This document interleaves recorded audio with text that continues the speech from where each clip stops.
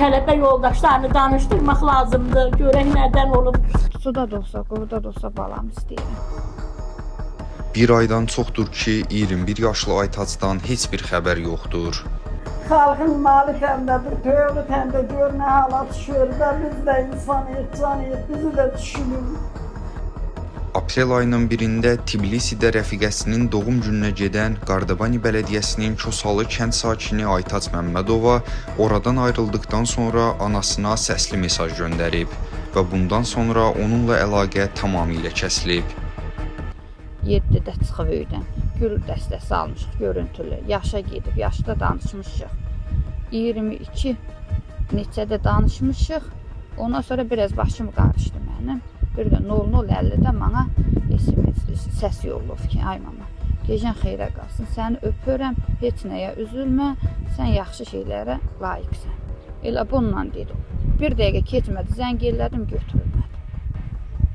Elə oldu. Elə axırıncı danışığım oldu. Ondan sonra da Heç bir məlumatımız yoxdur, heç bir məlumatımız yoxdur. Gecəyi sabah atıram, sabah axşam eləyirəm ki, bir xəbər çıxacaq. Heç bir şey çıxmır. Heç bir xəbər çıxmır. Tbilisi Dövlət Universitetinin 2-ci kurs tələbəsi olan Aytacın axtarışları həm Kür çayında, həm də Tbilisi və ətraf yerlərdə davam etdirilsə də, 40 gündən çoxdur ki, ondan xəbər alınmayıb.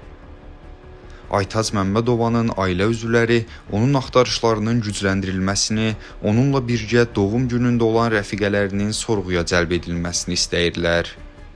Göz yaşları qurumayan ailə bir ümid övladlarından hər hansı bir xəbərin gəlməsini gözləyirlər.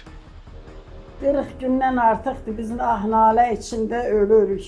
Nə balamın gecəsi var, nə günüzü var. Mən də onun yanında tustaq kəsilmişəm. Sizdən artıq dərəcədə xahiş edirəm. Mənim balam ölü, dirisi tapılsın, əlimizə verilsin. Sizə yalvarıram, kömək eləyin mənim balam tapılmağında. Bizim nə gecəmiz, nə günümüz bilinmiş. Böyün.